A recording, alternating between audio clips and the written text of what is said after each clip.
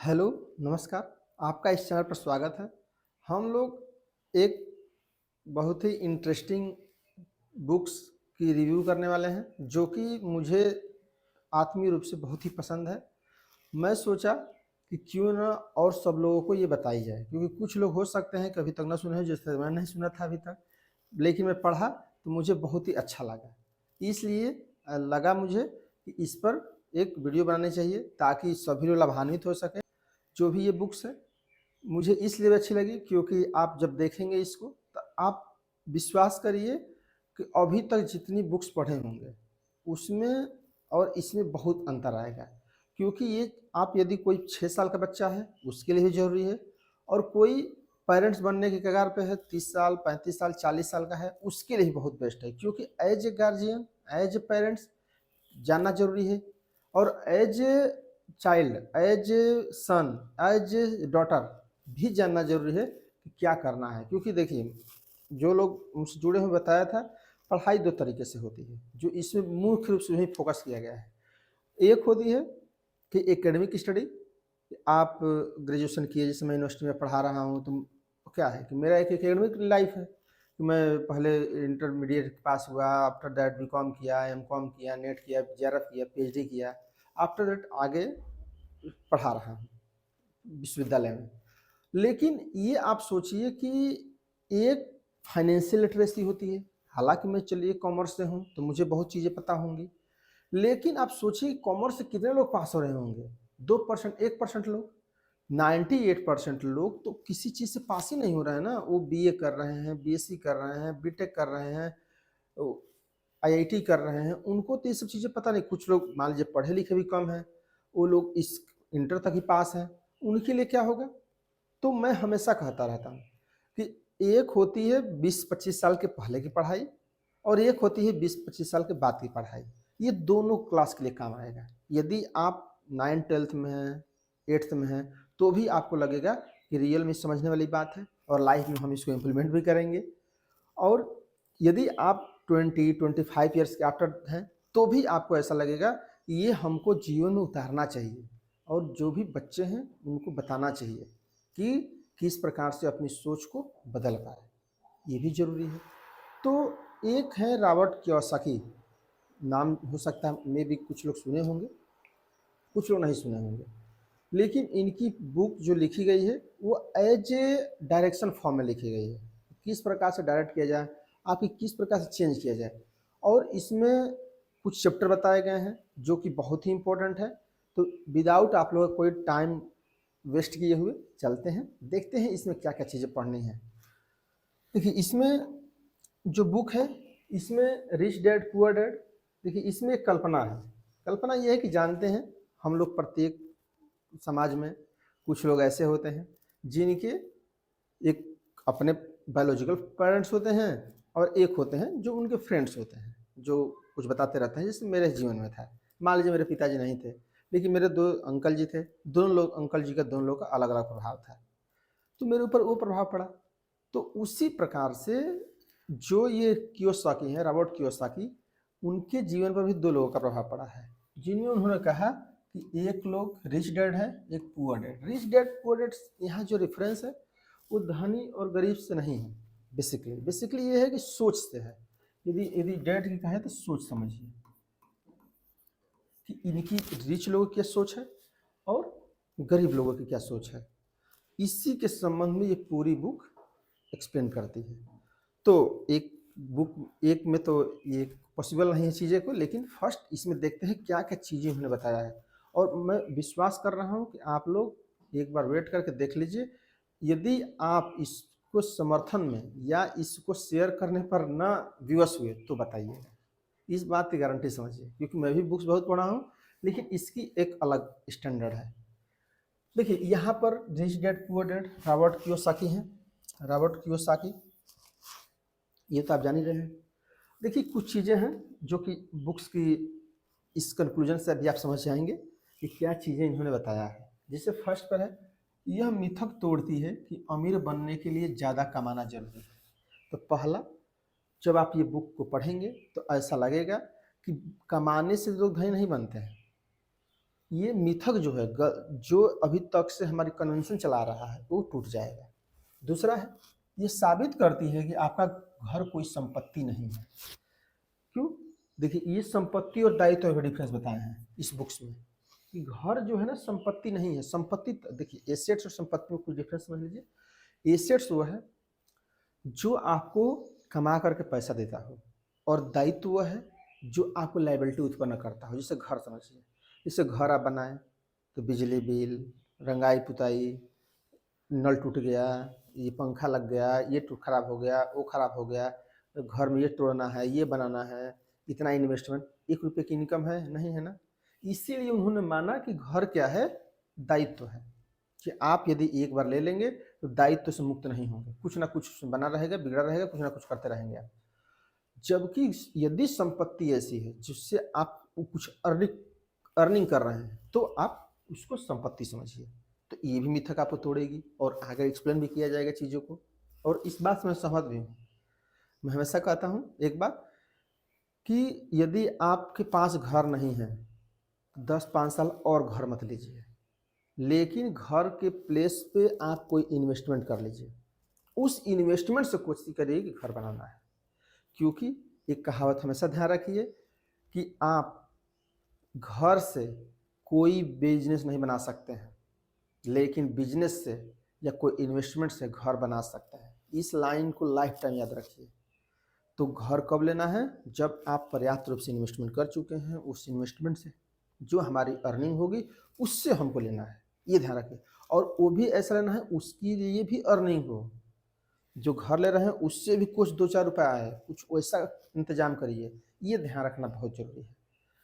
Second, first है, माता पिता को बताती है कि पैसे के बारे में उनके बच्चों को स्कूल में कुछ नहीं सिखाया जाता और इसलिए उन्हें स्कूल में भरोसे नहीं बैठना चाहिए। तो ये मैं देखता भी हूँ, मैं तो पढ़ा भी रहा हूँ 7-8-9 साल से, तो ये मैं देखता भी हूँ। हम लोग कॉमर्स के स्टूडेंट होते हुए भी, कॉमर्स के एज असिस्टेंट प्रोफेसर होते हुए भी, हम लोग पढ़ाई की बातें, पैसे के रुपये के बारे में बहुत नहीं बता पाते हैं, क्योंकि एकेडमिक पढ़ाई अलग है, फाइनेंशियल लिटरेसी वाली चीज़ें अलग है, वित्तीय साक्षर कैसे होंगे, कैसे बिजनेस करेंगे, ये सब चीज़ें अलग हैं। ये मैं इस बात से भी सहमत हूँ कि स्कूल में कभी ये नहीं सिखाया जाता है कि आप पैसे अर्निंग कैसे करेंगे, पैसा कैसे काम करता है, कैसे आप पैसे से पैसे बना सकते हैं, किस प्रकार से वर्ल्ड में चीज़ें चल रही हैं, बिजनेस किस प्रकार से किया जाता है, बिजनेस करने के लिए पहला फंडामेंटल रूल क्या है, ये सब चीज़ें वहाँ नहीं बताई जाती हैं। तो उन्होंने यही बताया कि इसलिए स्कूल के भरोसे नहीं बैठना है कि स्कूल बताएगा हमारे बच्चों को कि क्या करना है क्या नहीं करना है, ये नहीं करना है। सभी को साफ साफ बताती है कि संपत्ति क्या है और दायित्व क्या है। मैंने अभी बताया संपत्ति क्या है, बेसिक इसके इंफ्रास्ट्रक्चर ये है कि संपत्ति वह है जिससे आपका अर्निंग होता है, और दायित्व वह है जो आपको देना है किसी को, और एक लेने के बाद दूसरा देना पड़ जाता है। राइट। नेक्स्ट, आपको यह सिखाती है कि भविष्य की आर्थिक सफलता के लिए अपने बच्चों को क्या सिखाएं, और बताया ना कि ये बच्चों के लिए भी जरूरी है। इसलिए मैं आप लोगों से रिक्वेस्ट कर रहा हूँ, जो लोग यहाँ तक अभी 5 मिनट 2 मिनट रुक गए देखने के लिए क्लास को, इस बात को ध्यान रख रही है कि ये सभी लोग मिलजुल करके घर के परिवार में देखिए इस क्लास को, इस चीज़ों को समझिए, आपको बेहतर चीज़ें मिलेंगी, इस बात की गारंटी समझिए। इसलिए बताया कि बच्चों को क्या सिखाएं, ये भी बताती है। देखिए यहाँ पर क्या है, रॉबर्ट कियोसाकी ने दुनिया भर के लाखों करोड़ों लोगों को पैसे के बारे में सोच को चुनौती देते हुए उसे बदल दिया है। ऐसा दृष्टिकोण के साथ साथ जो परंपरागत सोच का विरोध करता है, रॉबर्ट ने सीधी बात का अवमानना और साहस के द्वारा अपनी छवि अर्जित की है। वे पूरी दुनिया में वित्तीय शिक्षा के एक जबरदस्त समर्थक के रूप में जाने जाते हैं। और आपको बताएं, मैं इसलिए भी वित्तीय शिक्षा के पक्ष में हूँ क्योंकि मेरी पीएचडी फाइनेंस, उसका एक टॉपिक था फाइनेंशियल लिटरेसी, वित्तीय साक्षरता। तो मेरी पीएचडी में जो कुछ भी समझ में आया वो एक ही बात समझ में आई कि हमारे यहाँ पढ़ाई कॉम्बो बेस ठीक है, कुछ लोग पढ़े हैं, कुछ लोग नहीं पढ़े, कुछ दुर्भाग्य से नहीं अपॉर्चुनिटी मिल पाई पढ़ने के लिए, लेकिन कुछ लोग इसलिए मतलब कि आगे नहीं बढ़ पा रहे हैं क्योंकि उनके पास कोई सलाह देने वाला, कोई सोच, कोई बताने वाला कि पैसा कैसे काम करता है, पैसा क्या होता है, पैसे कैसे अर्न कर सकते हैं, ये बताने वाला कोई नहीं है। इसलिए ट्रैप में फंसे हुए हैं, गरीबी के ट्रैप में फंसे हुए हैं। ये ज़्यादा इंपॉर्टेंट मुझे समझ में आया। और ये वित्तीय साक्षरता, इसका मतलब एक कंक्लूजन क्या है कि वित्तीय साक्षरता बहुत ज़रूरी है कि आप फाइनेंशियल से रिलेटेड हुए। और ये मैं क्लास या ये चैनल बनाने का मेरा मुख्य उद्देश्य ये भी है कि लोगों को फाइनेंशियल रूप से रिलेटेड करिए, समझाइए कि किस प्रकार से करना है, किस प्रकार सोच अपनी बदलनी है, राइट। तो देखिए यहाँ पर नेक्स्ट है जो मुझे ये सबसे अच्छा कोटेशन लगा, लोगों के वित्तीय संघर्ष का मुख्य कारण यह है कि उन्होंने स्कूल के कई साल गुजारने के बाद भी पैसे के बारे में कुछ नहीं सीखा। ये मुझे दिखाई पड़ता है, हम लोग यूनिवर्सिटी में पढ़ते तो दिखाई पड़ता है कि पैसे के बारे में कुछ नहीं सीख पाते, जब हम लोग नहीं कुछ सीख पाए, एकेडमिक पूरा समझे लेकिन पैसे के बारे में कुछ नहीं समझे। इसका नतीजा यह होता है कि वे पैसों के लिए काम न करना तो सीख जाते हैं, लेकिन यह कभी नहीं सीख पाते कि पैसा उनके लिए किस तरह से काम कर सकता है। और ये बात ही मुझे अंतिम में सत्य लगी कि दो चीज़ें हैं जो आगे भी बताई जाएगी कि पैसा के लिए काम मत करिए, ऐसा कुछ करिए कि पैसा आपके लिए काम कर रहा है। जैसे फॉर एग्जांपल, स्मॉल एग्जांपल लीजिए, जैसे मैं इन्वेस्टमेंट किया हूँ शेयर मार्केट में या म्यूचुअल फंड्स में या कोई घर में कोई प्लॉट लिया हूँ। आप ये बताइए, क्या आप उसके लिए कुछ कर रहे हैं? पैसा बढ़ने के लिए कुछ नहीं कर रहे हैं, लेकिन आप सो रहे होंगे तो भी वो बढ़ रहा होगा। मेन थीम इसका यही है कि जब आप ऐसा इन्वेस्टमेंट करिए जो कि आप सो रहे हो, जग रहे हो, आपका पैसा बढ़ता रहे बढ़ता रहे, समझिए कि आप बहुत आगे जाएंगे। इसी के यहाँ मेन कंक्लूजन है। तो एक एक करके चलते हैं, देखते हैं। कुछ चीज़ें इसमें मैं बनाया हूँ, उसको आप देखिए तो आपको अच्छा लगेगा। जैसे पहला, स्कूल जाओ और मेहनत से पढ़ो। इनका पहला मानना है रॉबर्ट कियोसाकी का कि इसका मतलब ये नहीं है कि आपको स्कूल नहीं जाना है, स्कूल कॉलेज जाइए, मेहनत से पढ़िए और मेहनत से पढ़ करके आप ज्ञान अर्जित करिए। आगे ये भी बताया जाएगा कि ज्ञान क्यों अर्जित करें। तो इनका पहला मानना है कि स्कूल जाइए, पढ़िए, चीज़ों को समझिए, ब्रॉड लेवल पर सोचने की थिंकिंग डेवलप करिए। ये इसलिए पढ़ाई जरूरी है थिंकिंग को डेवलप करने के लिए, क्रिटिसिज्म थिंकिंग, या क्या क्या अपॉर्चुनिटीज़ हैं, क्या क्या प्रॉब्लम्स हैं, क्या क्या सॉल्यूशन दिया जाता है। क्योंकि देखिए बिजनेस का एक सीधा सा फंडा समझिए, कोई भी बिजनेस है, अगर आपसे पूछा जाए कि बिजनेस कौन करना चाहिए, बस ऐसे समझिए, सोशल प्रॉब्लम को जो सबसे ज़्यादा सॉल्व करेगा। अगर आपको कोई बिजनेस न दिख रहा हो तो ये सबसे की पॉइंट है कि अगर आपको ये पता ना चल पा रहा हो कि हम कौन बिजनेस करें, तो बस सामाजिक समस्या को ढूंढिए। जो समाज में सबसे ज़्यादा समस्या बड़ी है उसी का बिजनेस करिए, सिंपल। क्योंकि समाज इसीलिए है ताकि, और बिजनेस इसलिए है ताकि उसकी प्रॉब्लम को शट आउट किया सके, उस प्रॉब्लम को बढ़ाया जाए, नहीं उस प्रॉब्लम को घटाया जाए। इसलिए इसकी पॉइंट ध्यान रखिए। और ये चीज़ें कहाँ मिलेंगे? मेहनत से पढ़ने, पढ़ाई करिए, पहले नॉलेज रखिए विभिन्न सब्जेक्ट का, वर्ल्ड लेवल पर क्या चीज़ें हो रही हैं, टेक्नोलॉजिकल नॉलेज क्या चल रहा है, ये सब चीज़ों को ध्यान में रखिए, राइट। नेक्स्ट है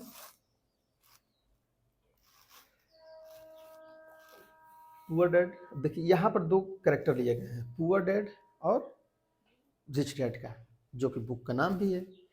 तो आप देखिए कुछ चीज़ें आपको डिफरेंस दिखेंगी, वही डिफरेंस के संबंध में मैं कुछ चीज़ें बनाया हूँ, उसी के आधार पर एक कंक्लूजन है, उसके आधार पर देखेंगे। पुअर डैड, मैं इसलिए अमीर नहीं हूँ क्योंकि मुझे बाल बच्चों को पालना पड़ता है।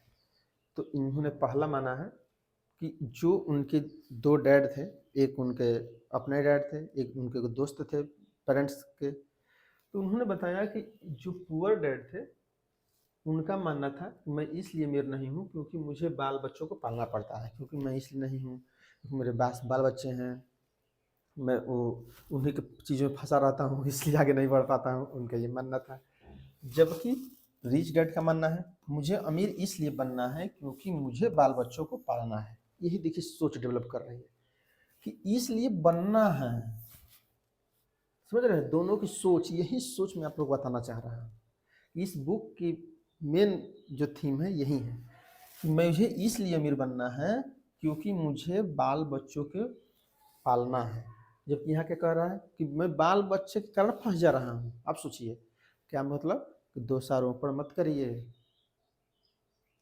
कि हम इसलिए नहीं बढ़ पाए क्योंकि हमारे 4 बच्चे हो गए, 2 बच्चे हो गए, 5 बच्चे हो गए। नो, इसलिए धनी बनना है क्योंकि हमको बच्चों को अच्छा परवरिश देना है, अच्छा पढ़ाना है, अच्छा लिखाना है, इसलिए बनना है। नेक्स्ट, जैसे पुअर डैड की सोच क्या थी, मैं इसे नहीं खरीद सकता हूँ। जैसे मान लीजिए कहीं मार्केट में गए तो पुअर डैड की क्या सोच होती है कि हम इसको नहीं खरीद सकते क्योंकि हमारे पास फाइनेंशियल नहीं है, हमारे पास मनी नहीं है, इसलिए परचेज नहीं कर सकता हूँ। लेकिन रिच डैड का क्या काम है, मैं इसे कैसे खरीद सकता हूँ। देखिए क्वेश्चन मार्क है, मैं इसे कैसे खरीद सकता हूँ। क्योंकि देखिए जब आप कैसे शब्द यूज करते हैं तो आपका माइंड जो है, दिमाग, वो चलने लगता है, चलने लगता है, समझ रहे हैं। जबकि आप नहीं खरीदने के कहते तो बंद हो जाता है। इस कहानी का मेन ऑब्जेक्टिव यही है कि जब आप कहते हैं कि मैं इसे नहीं खरीद सकता हूँ तो आप एक्चुअली आप दिमाग को बंद कर देते हैं, क्योंकि अब तो नहीं खरीद सकते तो चलिए कोई दिक्कत नहीं, पैसा है नहीं खरीद सकते। लेकिन इनका मानना है, इनके पास भी पैसा नहीं है, लेकिन इनका मानना है मैं इसे कैसे खरीद सकता हूँ। ये अपना दिमाग चलाना स्टार्ट कर देते हैं कि किस प्रकार से उसको खरीदा जाए, किस प्रकार से खरीदा जाए, क्या किया जाए, और क्या करें और क्या करें। इसलिए मैं कहता हूँ ऐसा कि खर्च हमेशा कंट्रोल नहीं किए जाते हैं। इनकम की पर्सपेक्टिव को समझिए कि इनकम किस प्रकार से और बढ़ाई जा सकती है, राइट। तो दिमाग चलेगा कब, जब आप कैसे पर सोचेंगे, जब मैं इसे कैसे खरीद सकता हूँ इस पर सोचिए हमेशा, राइट। नेक्स्ट, नेक्स्ट सोच क्या है, पुअर डैड क्या सोच है, मैं पैसे के लिए काम करता हूँ। ओके, यहाँ पर एक डैड की क्या सोच है, मैं पैसे के लिए काम करता हूँ, जो कि 98% लोग इस बात से ही सहमत होंगे। आप जान रहे होंगे कि लोग कहेंगे कि मैं पैसे के लिए काम करता हूँ। लेकिन रिच डैड का मानना यह है, जो बड़े लोगों का मानना यह है, जो इस सोच को, बड़े सोच की बात है, उनका ये मानना है कि मैं पैसे के लिए काम नहीं करता हूँ, पैसा मेरे लिए काम करता है। अब सोचिए, जैसे आप बिजनेस किए हुए हैं, कोई भी कहीं इन्वेस्ट किए हैं, मैंने अभी पीछे के टाइम में बताया कि जैसे मान लीजिए आप सपोज शेयर में इन्वेस्ट कर दिए, तो शेयर में इन्वेस्ट क्या कर रहा है, ये कर रहा है कि नहीं, पैसा मेरे लिए काम कर रहा है, कर रहा है कि नहीं। जैसे मान लीजिए कंपनी में कोई हड़ताल हो गया या कंपनी मान लीजिए कि बहुत इंक्रीज कर गई, तो कंपनी के मजदूर को पैसा थोड़ा मिलेगा, जो वर्कर होंगे उनको पैसा मिलेगा प्रॉफिट का, नहीं मिलेगा, क्योंकि वेज को वेज मिलेगा, सैलरी वाले को सैलरी मिलेगा। लेकिन जो कंपनी का मालिक होगा उसकी शेयर की वैल्यू बढ़ेगी, और वो शेयर की वैल्यू पैसे से पैसे बनाने के लिए बनाएगा, ये पैसा मेरे लिए काम करता है। तो हमेशा दिमाग में लगे रखिए कि हमको इस लाइन को ध्यान में रखना है कि किस प्रकार से पैसा मेरे लिए काम करे, मैं पैसे के लिए काम ना करूं, पैसा मेरे लिए काम करे, राइट। नेक्स्ट है पुअर डैड, अमीरों को ज़्यादा टैक्स देना चाहिए। देखिए यहाँ पर एक चीज़ और है कि जो पुअर लोग हैं, जो पुअर सोच है, यहाँ पर लोग नहीं, पुअर लोग, सॉरी पुअर लोग की बात नहीं की जा रही, पुअर सोच की बात की जा रही है। यहाँ मैंने बताया ना, डैड में सोच समझिए ये कैसे है, राइट। अमीरों को ज़्यादा टैक्स देना चाहिए ताकि बेचारे गरीबों को ज़्यादा फायदा मिल सके। ये देखिए कॉमन सेंस की बात है, ये मैं भी जानता था, इसी बात को आपको बता दूं, मैं भी इसी बात से सहमत था, लेकिन जब मैं ये पढ़ा मेरा दिमाग खुल गया, और मैं यही आप लोगों का भी खोलना चाहता हूँ। देखिए रिच डैड की क्या सोच, देखिए टैक्स उन लोगों को सजा देता है जो उत्पादन करते हैं, और उन लोगों को इनाम देता है जो उत्पादन नहीं करते हैं। सही बात है। अब देखिए यहाँ पर उत्पादन से रेफरेंस समझिए, प्रोडक्शन से रेफरेंस। आप ये बताइए कोई भी चीज़ हो, दुनिया प्रोडक्शन से चल रही है कि पैसे से चल रही है। आप ये सोचिए, दुनिया प्रोडक्शन से चल रही है। आपके पास कितना भी पैसा हो जाए, क्या सोना होगा सोना खाएंगे, पैसा हो जाएगा पैसा खाएंगे, कुछ नहीं खाएंगे। केवल क्या करेंगे, जो प्रोडक्शन हो रहा है, बुक है, मोबाइल है, अनाज है, कोल्ड ड्रिंक्स हैं, कुछ भी जो आप चीज़ें देख रहे हैं उसका आप यूज करेंगे ना। तो प्रोडक्शन, अब सोचिए कि टैक्स किससे ज़्यादा होना चाहिए, जबकि उत्पादन पर ध्यान रखना चाहिए। लेकिन यहाँ पर क्या ध्यान रखा जा रहा है कि टैक्स आप ज़्यादा दीजिए, टैक्स में ध्यान मत रखिए, ध्यान के रखना है किस प्रकार से हमारे देश में प्रोडक्शन बढ़े, जीडीपी हमारी बढ़े, ये इम्पोर्टेंट है। और उनके लिए ये उत्पादन नहीं करते हैं, उनके लिए इनाम होता है, क्योंकि वो लोग टैक्स नहीं देते हैं, कुछ काम नहीं करते हैं, कंट्रीब्यूशन कर देश में नहीं करते हैं, उनको सब कुछ व्यवस्था मिल रही है। और आप समाज में देख भी रहे होंगे, उच्च वर्ग दे रहा है टैक्स पूरा और निम्न वर्ग फ्री खा रहा है सब कुछ। अब आप सोचिए, तो उनका ये मानना है कि जो नीचे के लोग हैं वो भी सोच अपनी परिवर्तित करें, वो भी किस प्रकार से प्रोडक्शन में लगे, ये ज़्यादा जरूरी है। किस प्रकार से हम प्रोडक्शन कर सकते हैं, किस प्रकार जीडीपी में अपना योगदान कर सकते हैं, ये भी जरूरी है जानना। जिससे नेक्स्ट, पुअर डैड, पैसे का मोह ही सभी बुराइयों की जड़ है।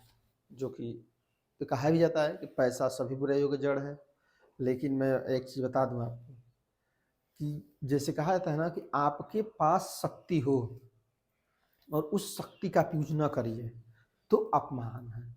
आपके पास शक्ति न हो और आप कहिए कि हम महान हैं, ये महानता नहीं है।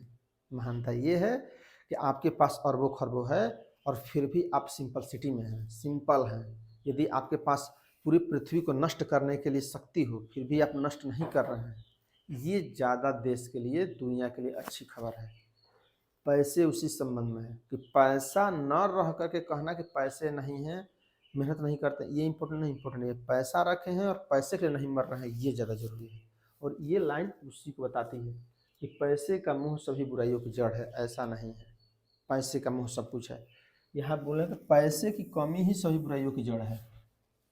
देखिए सोच में यहाँ बोला जा रहा है कि पैसे का मुंह, पैसे का मुंह नहीं, नहीं कमी है। अगर कम है तो जड़ है, क्योंकि कम है तो ज़्यादा कर रहे हैं ना, इसलिए देखिए सोच में, यही मैं सोच आप लोगों को मैं बताना चाह रहा हूँ इस क्लास के माध्यम से, क्या सोच चल रही है। नेक्स्ट देखिए, पुअर डैड, भोजन करते समय पैसे की बात करने के लिए मना करते थे, जो आम हम लोग की फैमिली में होती है। अगर खाते समय पैसे की बात करेंगे, देखो भारत में पता नहीं क्या क्या करता रहता है, लेकिन उन्होंने कहा कि जो एजुकेशन है, जो पेरेंट्स एक टेबल पर बैठते हैं उसी समय ये होना चाहिए बात। क्यों?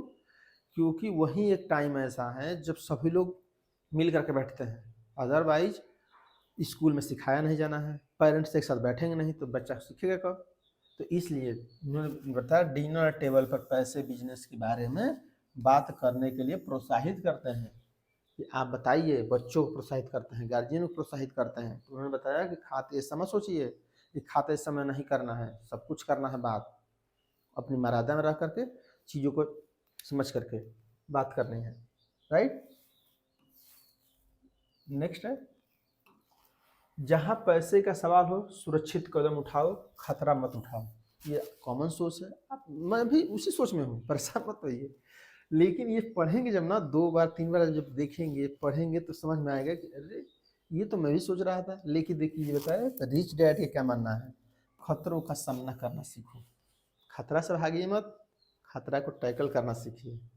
जैसे आगे भी बताऊंगा कि नहीं, वो नहीं एक सुने हैं कविता, युद्ध नहीं जिनके जीवन में वो भी बहुत अभागे होंगे, या तो युद्ध से भागे होंगे या तो रण को छोड़े होंगे। उसी प्रकार से यह है कि युद्ध मोलिए, युद्ध लीजिए, टेंशन लीजिए, उससे भागिए मत, उससे सीखिए। तो यहाँ पर क्या रखना है, सुरक्षित कदम नहीं उठाना है, सीखना है उससे कि किस प्रकार से कदम उठाएं कि हम चीज़ों को टैकल कर पाएँ, हैंडल कर पाएँ, ये ज़्यादा जरूरी है। नेक्स्ट, पुअर डैड का देखिए मानना है, मेहनत से पढ़ो ताकि किसी अच्छी कंपनी में नौकरी मिल जाए। जो हम सबको सोच रहती है, मैं खुद उसी सोच से था कि मेहनत से पढ़ो ताकि किसी अच्छी कंपनी में नौकरी मिल जाए। जबकि इनका टीचर का मानना है मेहनत से पढ़ो ताकि तुम्हें किसी अच्छी कंपनी को खरीदने का मौका मिल जाए। समझ रहे हैं सोच कि अगर नौकरी कर रहे हैं अच्छी बात है, नौकरी करने के बाद भी खरीदने का मौका मिल जाए। ये यहाँ ये नहीं कह रहा है कि नहीं नौकरी नहीं करना है, आपको माइंड इस प्रकार से यूज करना है कि खरीदने का मौका मिल जाए, ये दिमाग में रखे रहिए। ऐसे आपको इन्वेस्ट करना है, ऐसे आपको सोच को बढ़ानी है। नेक्स्ट, पुअर डैड की सोच के बताए, मैं कभी अमीर नहीं बन पाऊंगा। जैसे जो गरीब सोच होती है, जो लोअर लेवल की सोच होती है, उनमें क्या है, मैं अमीर नहीं बन पाऊँगा, मैं तो गरीब में जन्म लिया हूँ। तो उन्होंने बताया है कि गरीबी जो होती है वो अस्थाई होती है। पैसा न होना अस्थाई है, पैसा न होना अस्थाई है, अस्थाई है। ओके, और गरीबी अस्थाई है। ओके, अस्थाई है। इसका मतलब कि पैसा नहीं है, परेशान नहीं होना है, ये आप मेहनत करिए, ये हट सकता है, इसलिए इस पर ध्यान रखिए। गरीबी पर ध्यान रखेंगे तो गड़बड़ हो जाएगा, क्योंकि गरीबी तो अस्थाई है, गरीबी तो हटेगी ही नहीं। लेकिन आपको कहाँ ध्यान रखना है इस पर कि चलिए पैसे के कारण गरीब नहीं है ना, तो हम अपना वर्क करेंगे, हमारे पास 60 साल पड़ा है, 70 साल पड़ा है, 70-80 साल पड़ा है। तो इसलिए इस पर ध्यान रखना है, पैसा ना होना अस्थाई है, मतलब कि वो चेंज हो सकता है, अस्थाई है, चेंज कर सकते हैं, उसको बदल सकते हैं, चाहे जब बदल सकते हैं। तो जैसे फेमस कोटेशंस पढ़े होंगे कि गरीबी में जन्म लेना दुख की बात नहीं है, गरीबी में मर जाना दुख की बात है। ये उसी पर फॉलो अप कर रहा है कि पैसा नहीं है, नो प्रॉब्लम, मेहनत करेंगे, जन्म लिए हैं, मेहनत करेंगे, हम भी अपना कंट्रीब्यूशन देंगे, हम भी अपनी ये सब बुक्स पढ़ कर सोच बढ़ाएंगे, और गरीबी में नहीं रहना है जो अस्थाई है। देखिए नेक्स्ट क्या है, मैं अमीर हूँ, और अमीर लोग ऐसा नहीं करते हैं, जो अच्छे सोच के लोग होते हैं वो कहते हैं कि मैं अमीर हूँ, इसलिए ये हमको नहीं करना है। तो आप पहले डिसाइड कर लीजिए क्या करना है, क्या नहीं करना है, राइट। अमीर के लोग क्या करते हैं, और इस बुक्स में यहीं से बताया जाएगा कि एक अमीर और एक अमीर बनने के प्रोसेस में क्या आप में और एक ग्रामीण लेवल में या जो गरीब लोग हैं उनमें क्या डिफरेंस है। जैसे अभी सोच में देख रहे हैं डिफरेंस ना, वो आपको दिखेगा अभी। तो ये तो मैं कंक्लूजन थोड़ा लाया हूँ। नेक्स्ट है पुअर डैड। हमारा घर ही सबसे बड़ा निवेश है और हमारी सबसे बड़ी संपत्ति है। जैसे पुअर डैड का मानना है, पुअर सोच, कि जो हमारा घर है, जो मैंने अभी बताया, कई बार बताया, पुअर डैड का मानना है कि जो हमारा घर है वो निवेश है, इन्वेस्टमेंट है, और ये हमारी संपत्ति है बहुत बड़ी, जो हम लोग कॉमन की बात है, 60% लोगों के साथ ऐसा है। लेकिन रिच डैड का मानना है मेरा घर मेरा दायित्व है, और अगर आपका घर आपकी नज़र में आपका सबसे बड़ा निवेश है तो आप गलत हैं, ये गलत प्रूफ हो जाएगा। आप बस हमारे क्लास में बने रहिए, जब एक क्लास पढ़ा लूँगा, 2 क्लास इसमें अपलोड कर दूंगा तो आपको लगेगा कि ये बात एकदम सत्य है, इस बात से एग्री करता हूँ मैं। और ये तो मैं बात से एग्री इस बुक्स को पढ़ने से पहले मैं करता था कि घर लेने से पहले, मुझे पहले बताया, घर लेने से पहले आप इन्वेस्ट करिए, क्योंकि 10 साल नहीं घर रहा, और 10 साल मत रखिए, बढ़िया सा फ्लैट ले लीजिए, बढ़िया सा कोई किराए पर ले लीजिए, वो सबसे बेस्ट है। लेकिन जब घर लेना है तो इन्वेस्टमेंट से पैसे से लेना है, ये ज़्यादा इंपॉर्टेंट, और इन्वेस्टमेंट के पर्पज़ से लेना है। तो ये बोले कि घर मेरा दायित्व है। दायित्व मीन्स कि हमको देना है। आप लोन लेंगे, जैसे मान लीजिए 50 लाख करोड़ की 50 लाख के घर लिए, पूरा लोन देते रहेंगे। ओके, क्योंकि इन्होंने बताया 3 कैटेगरी बनाई, गरीब की, मध्यम की, धनी की। धनी की तो कोई बात ही नहीं है, गरीब हमेशा गरीब में जन्म लेता है, गरीब में जीवित रहता है, गरीब में मर जाता है। मध्यम वर्ग के साथ क्या प्रॉब्लम सबसे बड़ा है, लोन। ओके, और लोन किसके लिए, लोन देखिए ये भी लेते हैं, लोन किसके लिए, दायित्व के लिए, संपत्ति बनाने के लिए नहीं लेते हैं। अगर लोन आप, यही दोनों में डिफरेंस है कि मध्यम वर्ग क्यों है, क्योंकि लोन लेता है लेकिन किसके लिए, घर के लिए, गाड़ी के लिए, इसके लोन ले रहा है, एजुकेशन के लिए, इसके लोन नहीं लेना है। इन्वेस्टमेंट, हाँ एजुकेशन कुछ ठीक है हद तक, एजुकेशन ले रहे हैं ठीक है, इन्वेस्टमेंट है, लेकिन घर गाड़ी के लिए मत लीजिए लोन, वो इन्वेस्टमेंट करके सोचिए कि हम पैसा अर्निंग करने वाले से लेना है, राइट। तो इसलिए लोन हमेशा एसेट्स लेना है लोन से। ओके, अगर जैसे मान लीजिए कि फ्लैट ले रहे हैं ताकि हम किराए पर दे सकें, या ज़मीन ले रहे हैं क्योंकि हम उससे प्रॉफिट कर पाएँ, तो लोन ठीक है, इसके लिए पक्ष में नहीं है। इसी को चीज़ों को समझना है, जो लिखा है केवल वो नहीं समझना है कि अब बोल दिया गया कि अरे घर तो दायित्व होता है, नहीं, घर वो दायित्व है जो अपने रहने के लिए रह रहे हैं, जिनका कोई बढ़ोतरी नहीं है, जिनका कोई इनकम नहीं है। आप 1000 बीघे के ले लिए हैं, रहने वाले 2 लोग हैं, कहाँ ज़रूरत है उतना पैसे फँसाने की। ये सब सोचना है इसमें कि जितनी आवश्यकता है उतना ही घर लीजिए, आप नॉट इन्वेस्ट करिए हर जगह। क्या अच्छी नौकरी तलाशने के लिए अच्छा बायोडाटा कैसे लिखा जाए, पुअर डैड। और रिच डैड का क्या मानना है, कैसे मजबूत व्यावसायिक और वित्तीय योजनाएं लिखी जाएं जिससे मैं नौकरी दे सकूं। यहाँ पर क्या है, नौकरी देने की बात की जा रही है, नौकरी लेने की बात की जा रही है। तो यहाँ पर सोच क्या रखना है हमेशा, नौकरी देने वाले की 1 लोग 2 लोग 3 लोग को नौकरी दे पाएँ, यहाँ ये जरूरी है। यहाँ पर क्या है, नौकरी प्राप्त करने की बात करनी है। तो हमेशा कोशिश क्या करना है, अब आप सोचिए, मैं इस थिंकिंग को मैं पढ़ता हूँ, लगभग ये समझिए कि 1960 से थिंकिंग जो बुक्स है लगभग 80 के बीच की चीज़ों को लिख रहा है। जो रॉबर्ट कियोसाकी हैं, वो लगभग आई थिंक 1956 में उनका डेट ऑफ बर्थ है, और 9th ईयर के एज में ये सब चीज़ें समझ रहे हैं, और 1980 के आसपास ये लिख रहे हैं, दशक में या 90 के दशक में। अब आप सोच के देखिए कि यूएसए में ऐसे थोड़े आगे हैं लोग। आप सोच के देखिए, जो आपसे 40-50 साल पहले अभी तक हमारे देश में ये सोच नहीं है। आप सोच के देखिए कि किसी को नौकरी देने के लिए काम करें, और लोग कह रहे हैं बेरोजगारी है। सोचिए, जबकि ये 40 साल पहले ये सोचा जा रहा था। सोचिए, जो व्यक्ति वहाँ के नागरिक ऐसे सोच रहा है, ऐसे थोड़े ही कोई धनी है, ऐसे कोई थोड़े रिच हो जा रहा है, इस कारण से हो रहा है। राइट, ये समझना है चीज़ों को। नेक्स्ट,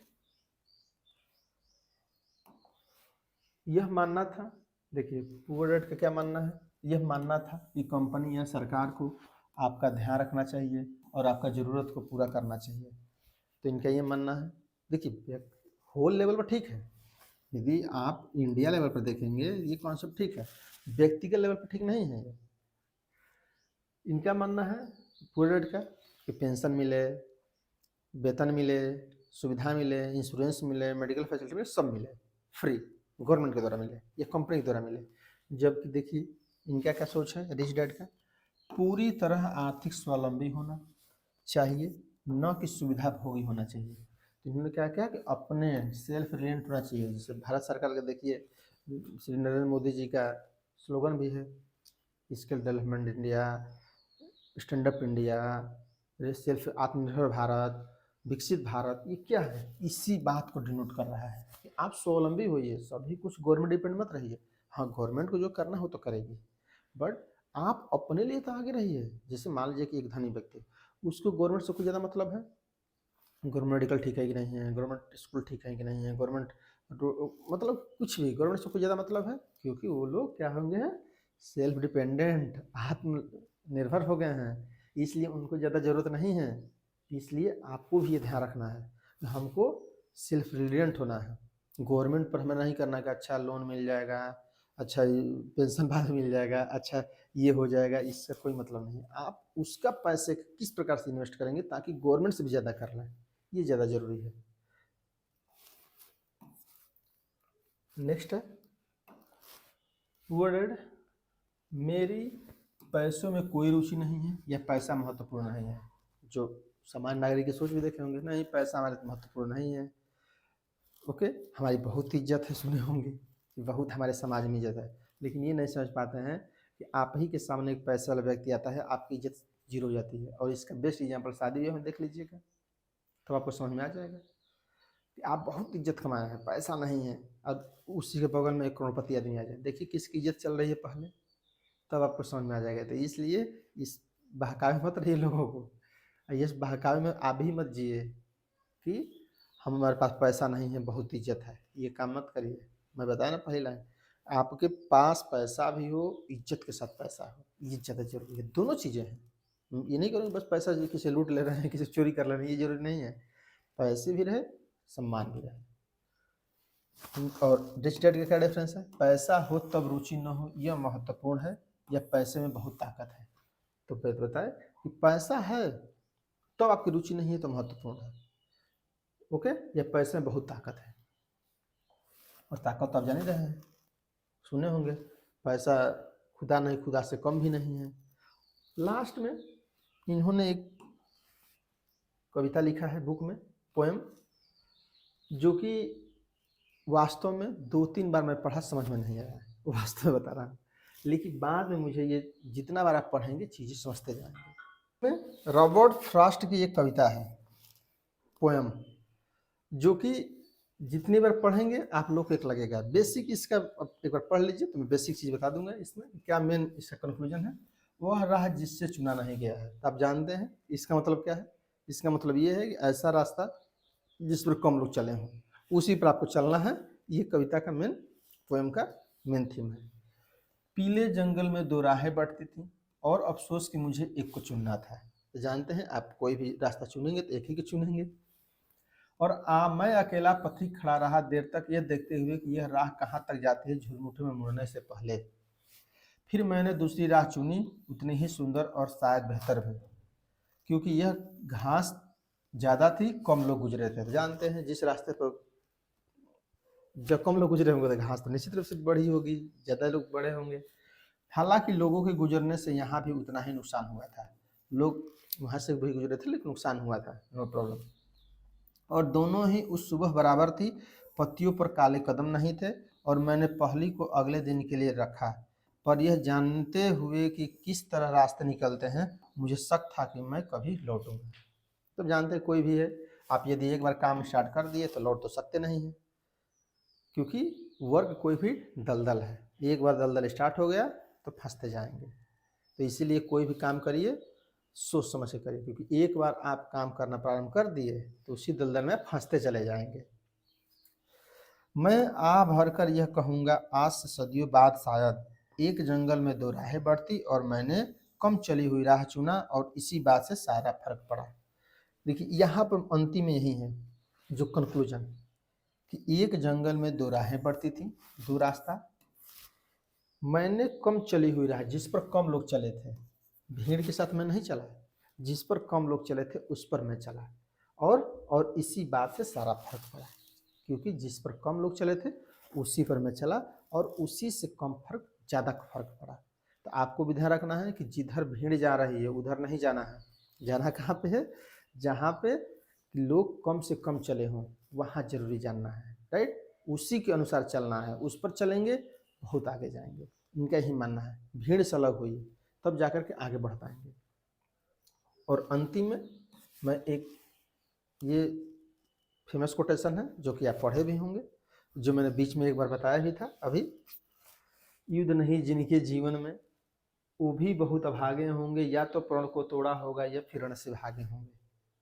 ओके, तो युद्ध जब जीवन में आए तो समझिए कि प्रकृति ने आपको, भगवान ने आपसे परीक्षा ले रहा है, बड़े काम के लिए आपको तैयार कर रहा है, इसलिए। और युद्ध नहीं चल रहा है जीवन में, कोई परेशानी नहीं चल रही है, समझिए कि या तो टेंशन नहीं आप ले रहे हैं या तो आप कुछ नहीं कर रहे हैं, क्योंकि जीवन में टेंशन उसी के पास नहीं है जो कुछ नहीं कर रहा है। और सब है, दीपक का कुछ अर्थ नहीं है जब तक तम से नहीं लड़ेगा। तो दीपक कोई भी है, जल रहा है, तो जब तक अंधेरे से नहीं लड़ेगा तो उसे कम महत्व है।